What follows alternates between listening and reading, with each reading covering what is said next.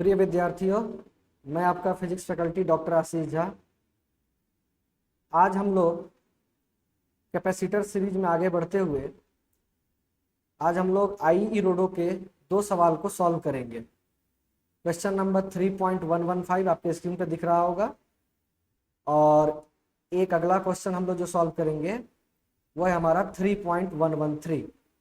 तो ये दो प्रॉब्लम है इरोडो का और इसको आज हम लोग सॉल्व करना सीखेंगे। ये 3.113 जो प्रॉब्लम है ये मेटल प्लेट्स के कॉम्बिनेशन से बना हुआ कैपेसिटर है। तो ऐसे सवाल जेईई मेन और नीट में पूछे जा सकते हैं। तो मैं ये नहीं कहूँगा कि ये काफ़ी टफ क्वेश्चंस हैं, बट इनका लेवल जेईई मेन और नीट के लिए है। नीट के लिए ये बहुत अच्छा क्वेश्चन कहलाएगा और जेईई मेन में ऐसा क्वेश्चन पूछा जा सकता है कॉम्बिनेशन ऑफ प्लेट्स पे। और ये वाला जो प्रॉब्लम है हमारा 3.115, ये प्रॉब्लम हमारा पोटेंशियल डिस्ट्रीब्यूशन का प्रॉब्लम है, आप फिगर से देख सकते हैं। और इस प्रॉब्लम को हम लोग दो तरीके से सॉल्व करेंगे। एक तो हम सॉल्व करेंगे इक्विवेलेंट कैपेसिटेंस का यूज करके, देन आफ्टर हम लोग जो दूसरा तरीका यूज करेंगे वो होगा हमारा using potential distribution nodal analysis. तो आई थिंक कि कैपेसिटर जितने भी बच्चे पढ़ रहे होंगे वो जितने भी कॉम्प्लिकेटेड सर्किट हैं उनको इजी वे में सॉल्व करने के लिए वो नोडल एनालिसिस का यूज करते होंगे। तो हम इस क्वेश्चन को सिंपल कॉम्बिनेशन ऑफ कैपेसिटर से भी सॉल्व कर सकते हैं और हम चाहें तो इसमें नोडल एनालिसिस भी लगा सकते हैं। तो हम लोग इसको दोनों तरीके से देखेंगे। So first of all look at the question. यहाँ हमारा 4 कैपेसिटर का कॉम्बिनेशन दिया हुआ है, आप देख सकते हैं फिगर से, C1 C2 C1 C2। और एक बात दी हुई है कि C2 अपॉन C1 ये हमारा 2 है। C2 अपॉन C1 हमारा 2 है, राइट। तो हम चाहें तो इस सर्किट में C2 को 2C1 से रिप्लेस कर सकते हैं। और हमारा जो बैटरी का EMF है ये E is equal to 110 volt दिया हुआ है, राइट। तो पहले हम लोग इस प्रॉब्लम को सिंपल सीरीज और पैरेलल से करने की कोशिश करते हैं और देन आफ्टर हम लोग इसको यूजिंग नोडल एनालिसिस भी कर लेंगे। तो फर्स्ट ऑफ ऑल मैं सर्किट को रीड्रॉ कर सकता हूं बगल में। ये सर्किट कुछ ऐसा है, ये बैटरी हमारा 110 वोल्ट का, इसके साथ C1 कैपेसिटेंस, और मैं इस C2 को 2C1 से रिप्लेस कर रहा हूं। I am replacing C2 by 2C1। This is 2C1, this is C1। Again here C1 and another capacitor 2C1। तो ये हमारा सर्किट है। मुझे इस पॉइंट को बोला गया है A और इस पॉइंट को बोला गया है B। मुझे A और B के बीच में पोटेंशियल डिफरेंस चाहिए। आप सर्किट देख सकते हैं, मैंने बैटरी का EMF रख दिया और मैंने C2 को 2C1 से रिप्लेस कर दिया, राइट।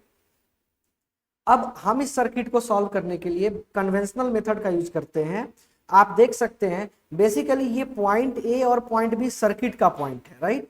तो हम A और पॉइंट को थोड़ा देर के लिए साइड करते हैं और हम देख सकते हैं कि यहाँ पे C1 और C2, ये जो लास्ट वाला C1 और C2 है ये आपका सीरीज में है।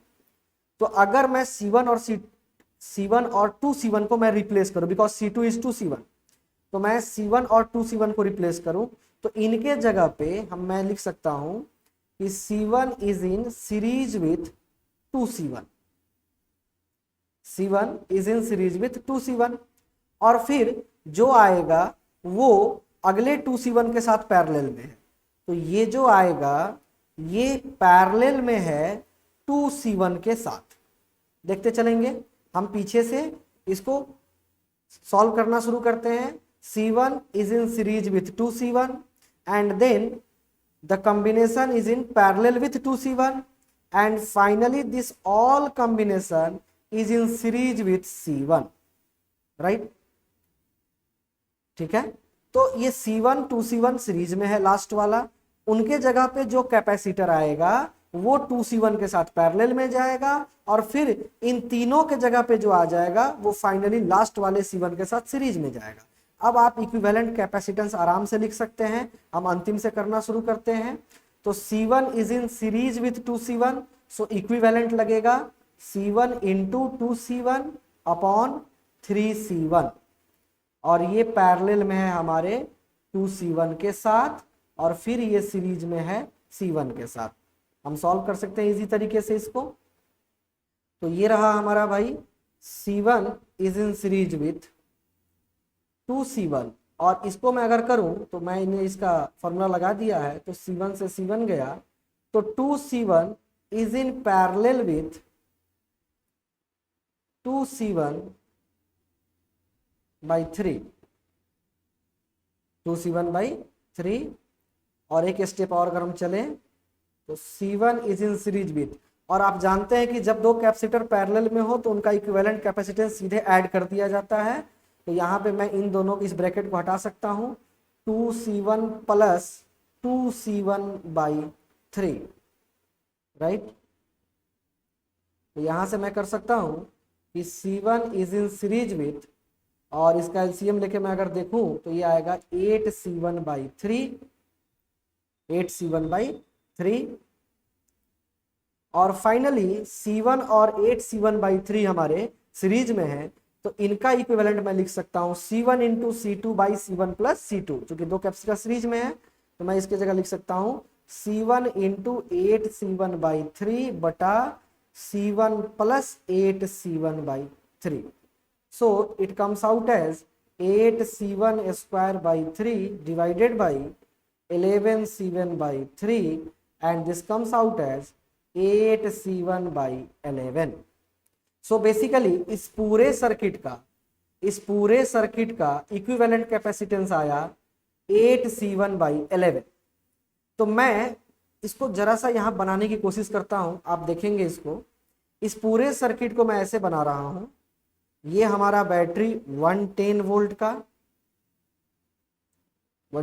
का, और मैं सारे कैपेसिटर को हटा के इसके जगह पे अकेला कैपेसिटर जोड़ रहा हूं जिसका कैपेसिटेंस है 8C1 by 11, 8C1 by, right. तो अगर ये कैपेसिटर अकेला 8C1 बाई 11 का है तो आई थिंक आप इस पे चार्ज बता सकते हैं। आप बता सकते हैं कि ये कैपेसिटर कितना चार्ज स्टोर करेगा। तो मैं बता सकता हूं कि Q ये जो स्टोर करेगा वो करेगा 8C1 by 11 into potential difference 110 volt, right. तो ये आ जाएगा 80C1 कूलम, जो भी चार्ज हो, Q 80C1। ये जो हमारा अकेला इक्विवेलेंट कैपेसिटर है वो चार्ज स्टोर कर लेगा 80 टाइम्स C1। अब जरा सा देखें कि अगर मैं ये कहूं कि आप मेन सर्किट को देखो, तो शुरू वाला C1 जिसको मैं फर्स्ट से रिप्रेजेंट कर रहा हूं, ये जो शुरू वाला C1 है ये, और ये जो बाकी तीनों के जो इक्विवेलेंट बनेंगे 2C1, C1 और 2C1 का जो इक्विवेलेंट बनेगा सर वो कितना बनेगा? वो बनेगा, आप देख सकते हो कैलकुलेशन पार्ट से, 8C1 बाई 3। यहां देखो 8C1 बाई 3, इन तीनों का इक्विवेलेंट बनेगा 8C1 बाई 3। तो आप एक बात समझो कि इस सर्किट में C1 और 8C1 बाई 3 ये दोनों सीरीज में होंगे। और आपको एक कॉन्सेप्ट पता है कि बैटरी के अक्रॉस अगर दो कैपेसिटर सीरीज में हो तो वो सेम चार्ज स्टोर करते हैं एसटीडी स्टेट में। आई थिंक आप सबने पढ़ा होगा।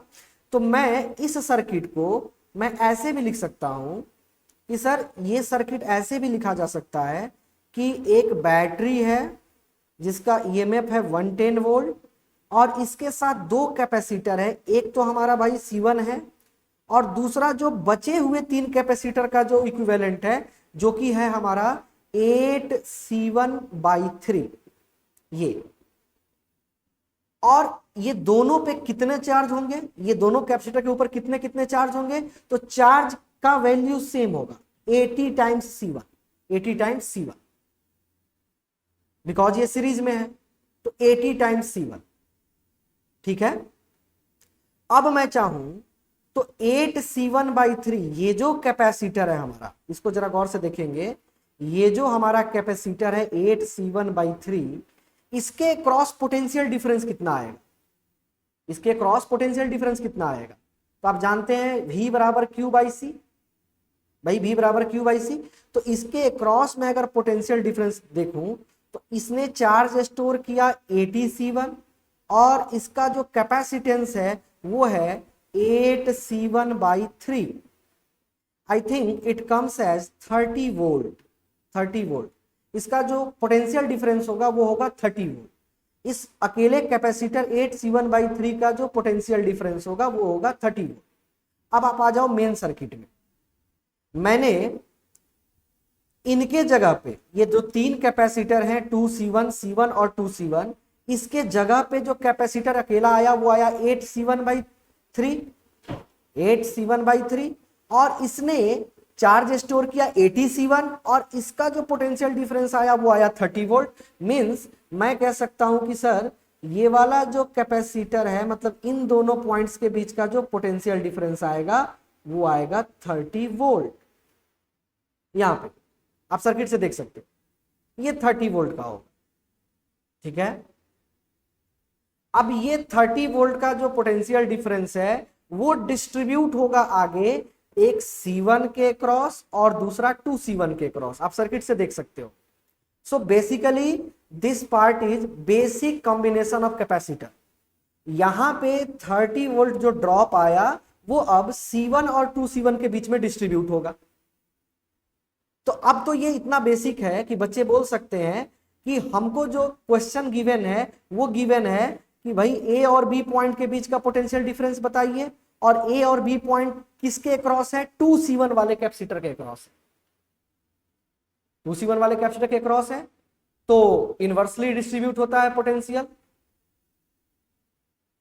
V बराबर क्यू बाई सी, कैपेसिटेंस के इनवर्सली।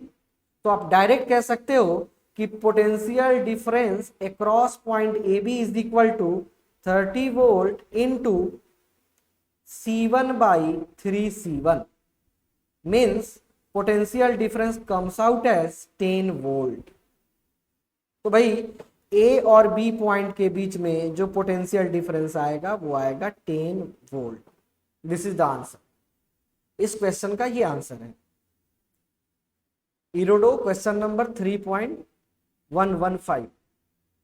तो मैंने इस सर्किट को सॉल्व किया सिंपल सीरीज और पैरेलल कॉम्बिनेशन से। आप देख सकते हैं ये सिंपल सीरीज और पैरेलल कॉम्बिनेशन से मैंने इसको सॉल्व किया, राइट।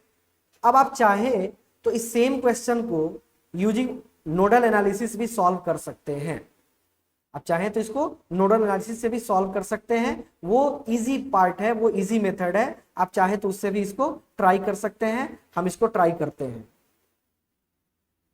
हम इस सर्किट को नोडल एनालिसिस से सॉल्व करने की कोशिश करते हैं। आप देख सकते हैं नोडल एनालिसिस में हमें किसी एक जगह सर्किट के का पोटेंशियल 0 एस्यूम करना होता है और उसके अकॉर्डिंग हमें पूरे सर्किट में पोटेंशियल का डिस्ट्रीब्यूशन करना होता है। फिर हमें नोडल इक्वेशन लिखना होता है किसी भी आइसोलेटेड पार्ट कैपेसिटर सर्किट में नेट चार्ज जो होगा 0 होगा अगर पहले से वो पार्ट उस पार्ट में सर्किट के उस पार्ट में अगर पहले से कोई चार्ज ना हो तो हम चाहें तो हम नोडल एनालिसिस का यूज कर सकते हैं और नोडल एनालिसिस का यूज करके हम इस सवाल को फिर से बना सकते हैं। मैं सर्किट को चाहूंगा मैं रीड्रॉ कर रहा हूं और इस बार मैं इस सवाल को नोडल एनालिसिस के मदद से बनाने जा रहा हूं। तो आप गौर से देखेंगे, हो सकता है कि आपको सेकंड वाला मेथड ज्यादा अच्छा लगे। मैं सर्किट को दोबारा से रीड्रॉ कर रहा हूं और इस बार मैं नोडल एनालिसिस के मेथड से मैं इस सवाल को बनाने जा रहा हूं। अगेन मैं C1 और C2 जो लास्ट वाला ये आपका C1 और C2 है ये दोनों सीरीज में है। मैं पहले ये मान रहा हूं कि ये दोनों सीरीज में है और चूंकि आपको दिख भी रहा है कि ये सीरीज में है तो इनका जो इक्विवेलेंट कैपेसिटेंस आएगा वो आएगा C1 into C2/C1 plus C2 और आपको पता है कि C2 is 2C1, C2 is 2C1 जो आपको गिवन है क्वेश्चन में इंफॉर्मेशन C2 इज 2C1। तो मैं चाहूं तो इसको लिख सकता हूं 2C1²/3C1 और यहां से हमके आ गया 2C1/3। तो मैं ये लास्ट वाले C1 और C2 को हटा के उनके जगह पे 2C1/3 कैपेसिटेंस का एक कैपेसिटर यूज कर रहा हूं और मैं सर्किट को रीड्रॉ कर रहा हूं। देखेंगे जरा सा, 110 वोल्ट का बैटरी है, हमारा पहला कैपेसिटर C1 है,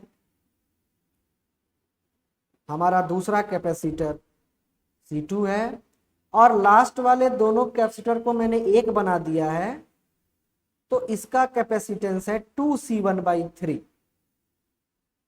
इसका C1 और इसका 2C1। I think circuit clear है सबके लिए, सर्किट इज क्लियर। अब हम इसको सॉल्व करते हैं, ठीक है। तो सबसे पहले मैं इस पॉइंट को बोल रहा हूं x और इस पॉइंट को मैं बोल रहा हूं y। मैं x और y के बीच में पोटेंशियल डिफरेंस निकालने की कोशिश करता हूं by method of potential distribution. तो चलो मैं इसको सॉल्व करता हूं। मैंने बैटरी के निगेटिव प्लेट के जगह पे पोटेंशियल माना 0, इट कम्स आउट एज 0, यहां भी हो गया 0 और ये डिस्ट्रीब्यूट हुआ, यहां आ गया 110 वोल्ट। अब here this is a node, this is a node, और यहां का पोटेंशियल मुझे नहीं पता, यहां का पोटेंशियल मुझे नहीं पता, तो मैं मान रहा हूं कि यहां का पोटेंशियल मेरा V है। लेट्स एज्यूम यहां का पोटेंशियल मेरा V है, और मैं इस V का यूज करके ही नोडल इक्वेशन लिखूंगा और सॉल्व करके मैं V का वैल्यू निकाल सकता हूं। तो देखिए इस नोड से, इस नोड पॉइंट से 3 कैपेसिटर जुड़े हुए हैं, एक है आपका C1, दूसरा है 2C1 और तीसरा है 2C1/3। नोडल इक्वेशन कहता है कि भाई किसी नोड पे सिग्मा क्यू नेट जो है 0 होगा अगर पहले से कोई चार्ज नहीं हो तो, नेट चार्ज नहीं हो तो, ठीक है। तो हम इसको, अगर पहले से कैपेसिटर चार्ज नहीं हो तो हम ये इक्वेशन अप्लाई कर सकते हैं। तो मैं लिख रहा हूं नोडल इक्वेशन, तो it comes out as V - 110 into C1 plus V - 0 into 2C1 plus V - 0 into 2C1/3 and this all should be equal to, must be equal to 0। इन सबका सम क्या होना चाहिए भाई? 0 होना चाहिए।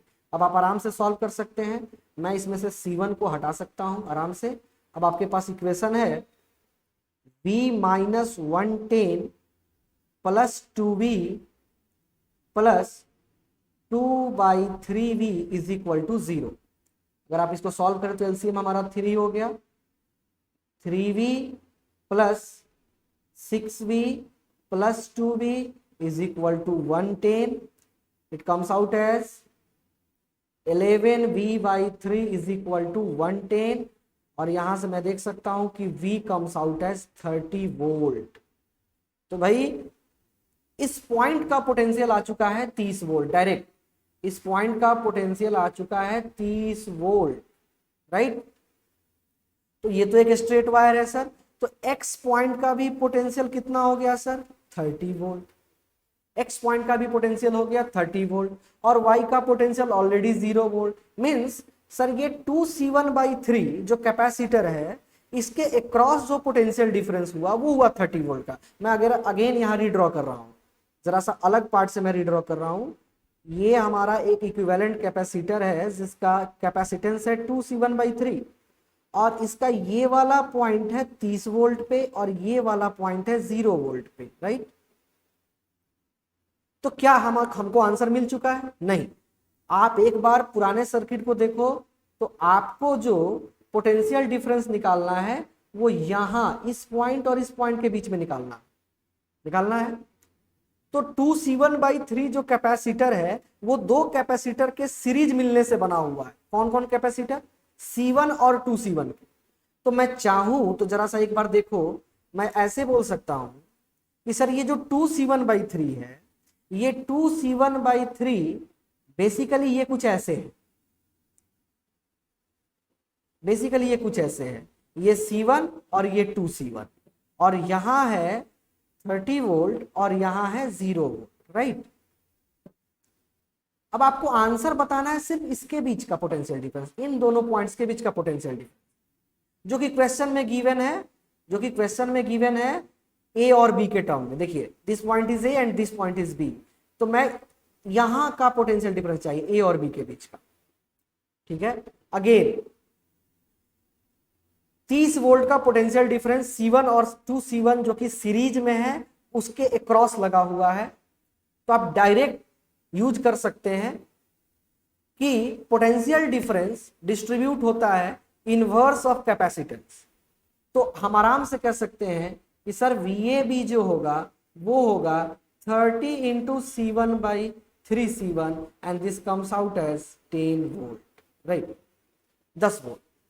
मीन्स 30 वोल्ट में से जो 10 वोल्ट होगा वो होगा इस 2C1 के क्रॉस, और जो 20 वोल्ट का पोटेंशियल डिफरेंस होगा वो होगा हमारा C1 के cross. So I think this is another way to solve this problem. तो आपको जो अच्छा लगे, this second one is from nodal analysis method, और जो फर्स्ट वाला मेथड था वो था हमारा सीरीज और पैरेलल मेथड, जो एक कन्वेंशनल मेथड है। और आई थिंक आपको इससे अच्छा लगा होगा, आपको ये सर्किट सॉल्व करने में आपको मदद मिलेगी। JEE main point of view से ये क्वेश्चन बहुत अच्छा है, और नीट वाले बच्चे भी इस क्वेश्चन से मदद ले सकते हैं, राइट। अब नेक्स्ट उसी इरोडो बुक का क्वेश्चन नंबर 3.113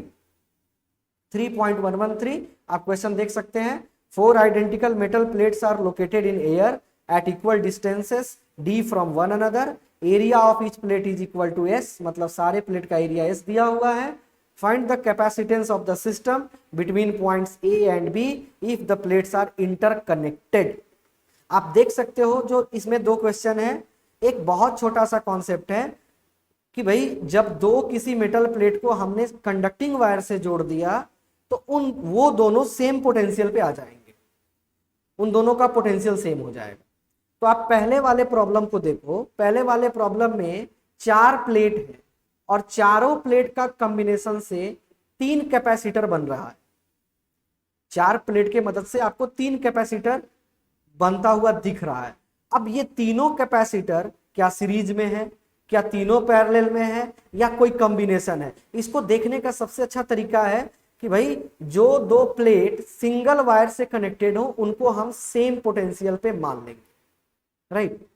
तो देखो मैंने पहले वाले प्लेट और तीसरे वाले प्लेट, चूंकि ये कनेक्टेड है सेम मेटल वायर से, तो इनका पोटेंशियल मैंने C मान लिया, इनका पोटेंशियल मैंने C और C मान लिया। और मुझे कैपेसिटेंस चाहिए पॉइंट A और पॉइंट B के बीच में, तो मैं इस सर्किट को रीड्रॉ करने की कोशिश करता हूं। आप एक बार गौर से देखेंगे, मुझे चाहिए A और B पॉइंट के बीच में इक्विवेलेंट कैपेसिटेंस, ठीक है। बीच में रहा पॉइंट C, बीच में रहा पॉइंट C। अब आप ऊपर वाले दो प्लेट को देखो, ऊपर वाला दो प्लेट किस किस पोटेंशियल डिफरेंस के बीच में है? A और C के बीच में। जरा इसको देखो, A और C के बीच में, तो मैं A और C के बीच में एक कैपेसिटर जोड़ देता हूं। सेकेंड वाला कैपेसिटर देखो किसके किसके बीच में है? A और C के बीच में। इसको और इसको देखो, A और C के बीच में। तो अगेन A और C के बीच में एक और कैपेसिटर मैं कनेक्ट कर देता हूं। और जो लास्ट वाला प्लेट बन रहा है उसको जरा देखो, ये B और C के बीच में, देखो जरा सा इसको, B और C के बीच में। तो मैं B और C के बीच में एक कैपेसिटर जोड़ देता हूं। अब तो ये सर्किट बहुत आसान है। आपको A और B पॉइंट के बीच में इक्विवेलेंट कैपेसिटेंस चाहिए, और हर दो प्लेट के बीच का डिस्टेंस सेम है, सारे प्लेट्स का एरिया सेम है। तो मैं चाहूं तो सबका कैपेसिटेंस अभी C लिख सकता हूं। पैरेलल प्लेट कैपेसिटर का कैपेसिटेंस का क्या फॉर्मूला होता है? C बराबर epsilon not area by separation between plates. यहाँ एरिया का वैल्यू S दिया हुआ है और प्लेट्स के बीच का डिस्टेंस D दिया हुआ, तो सारे कैपेसिटर का कैपेसिटेंस सेम होगा। अब आप जरा सा देखो सर्किट को, A और C के बीच में दो पैरेलल है और उसके बाद एक सीरीज में है, means C is in parallel with C और this combination is in series with C, right. तो आप सॉल्व कर लो, दो पैरेलल में है तो ये हो गया 2C, और 2C जो है वो आपका सीरीज में है C के साथ, तो इक्विवेलेंट कैपेसिटेंस मिल चुका है 2C into C by 2C plus C, means this comes out as 2C square by 3C, means 2/3C, और C का वैल्यू पुट कर सकते हो। Answer comes out as 2/3 epsilon naught S by D, and this is the answer. तो ऐसे करके हम potential same करके जिन प्लेट्स को आपने कॉमन वायर से जोड़ा उन प्लेट्स का पोटेंशियल सेम हो जाएगा। और ऐसे हम कॉमन पोटेंशियल करके और डिफरेंट पॉइंट्स के बीच में हम कैपेसिटर जोड़ सकते हैं। तो देखने में ये सवाल भले लेंदी लगे, लेकिन जब आप डिस्ट्रीब्यूट करेंगे पोटेंशियल तो ये सबसे इजी सवाल आएंगे। तो JEE main point of view से या नीट पॉइंट ऑफ व्यू से ये अच्छा सवाल बनेगा। ठीक है, तो ये हुआ आपका पार्ट ए। आप इसी तरह से क्वेश्चन नंबर बी को भी देख सकते हैं, इरोडो के उसी क्वेश्चन का सेकेंड पार्ट है। आप जरा सा देखो, तो मैंने देखो पहला प्लेट और लास्ट प्लेट इसको सिंगल कंडक्टिंग वायर से जोड़ा है, तो मैंने इन दोनों का पोटेंशियल सी मान लिया, कॉमन पोटेंशियल। इस बार आपको कैपेसिटेंस चाहिए ए और बी के बीच, ए और बी के बीच, राइट। तो हम इसको अगर सॉल्व करना चाहें तो मैं इसको भी सॉल्व कर देता हूं, एक बार देख लेंगे। और आप खुद से इस क्वेश्चंस को, ऐसे क्वेश्चंस की प्रैक्टिस घर पे करेंगे। आपके सीट में, HCV में और किसी भी बढ़िया किताब में फिजिक्स के ऐसे ढेर सारे सवाल आपको मिलेंगे। बस ध्यान रखना है कि जिन मेटल प्लेट्स को कंडक्टिंग वायर से कनेक्ट कर दिया गया वो सेम पोटेंशियल पे आ जाएंगे। अब चलिए पार्ट बी को देखते हैं। तो फिर से वही बात, ए और बी के बीच में हमको इक्विवेलेंट कैपेसिटेंस निकालना है। मैंने बीच में रखा पॉइंट सी। ऊपर वाले प्लेट को देखेंगे, ऊपर वाला दो प्लेट जो पहला कैपेसिटर बना रहा है वो किस किस पॉइंट के बीच में है सर? तो ए और सी के बीच में है। चलिए ए और सी के बीच में मैंने एक कैपेसिटर जोड़ दिया। सेकेंड प्लेट और थर्ड प्लेट, सेकेंड प्लेट और थर्ड प्लेट ए और बी से जुड़ा हुआ है, मीन्स ए और बी के बीच में एक कैपेसिटर आ गया। बस ऐसे ही करना है, कुछ भी नहीं है। ऐसे सवाल बहुत इजी तरीके से बनते हैं। और थर्ड प्लेट और फोर्थ प्लेट मिलके जो कैपेसिटर बना रहे हैं, आप जरा गौर से देखेंगे फिगर को, तो वो बी और सी पॉइंट के बीच में जुड़ा हुआ, मीन्स सर बी और सी के बीच में एक प्लेट जुड़ा। देखिए सर्किट आपका पूरा हो चुका है, तीनों कैपेसिटर आपका जुट चुका है। हमें इक्विवेलेंट कैपेसिटेंस निकालना है ए और बी के बीच में। आप देख सकते हैं कि दो सेम कैपेसिटर सीरीज में हैं और उनके साथ एक पैरेलल में, means we can write C is in series with C and this whole combination is in parallel with C। ठीक, तो आप इसको सॉल्व कर सकते हैं। दो इक्वल कैपेसिटर सीरीज में है तो इनका इक्विवेलेंट हो जाएगा C/2। तो ऊपर वाला C नीचे C/2 के साथ पैरेलल हो जाएगा। बस एक लाइन का आंसर है कि सर C इक्विवेलेंट जो होगा, अब जब दो पैरेलल में है तो इक्विवेलेंट कैपेसिटेंस हो जाएगा C + C/2, this comes out as 3C/2। और अगेन आप C का वैल्यू रख सकते हैं पैरेलल प्लेट कैपेसिटर के थ्योरी से, ε0 S/d and this is the answer. तो ये इरोडो के दो क्वेश्चंस थे जिनको आज हम लोगों ने सॉल्व किया। क्वेश्चन काफी टफ नहीं है, बट हाँ कॉन्सेप्चुअल क्लैरिटी आपको जरूर देंगे सर्किट समझने का, सर्किट सॉल्व करने का, चार्ज डिस्ट्रीब्यूट करने का, पोटेंशियल डिस्ट्रीब्यूट करने का। तो आई थिंक ये जेई मेन और नीट वाले बच्चों के लिए काफी इफेक्टिव रहेंगे। ऐसे ही हम लोग इरोडो के अच्छे अच्छे क्वेश्चंस और HCV के अच्छे अच्छे क्वेश्चंस और कुछ इंपॉर्टेंट कॉन्सेप्ट्स डील करते रहेंगे। उम्मीद है इन सारे वीडियोस से आपको बहुत फायदा होगा। Thank you.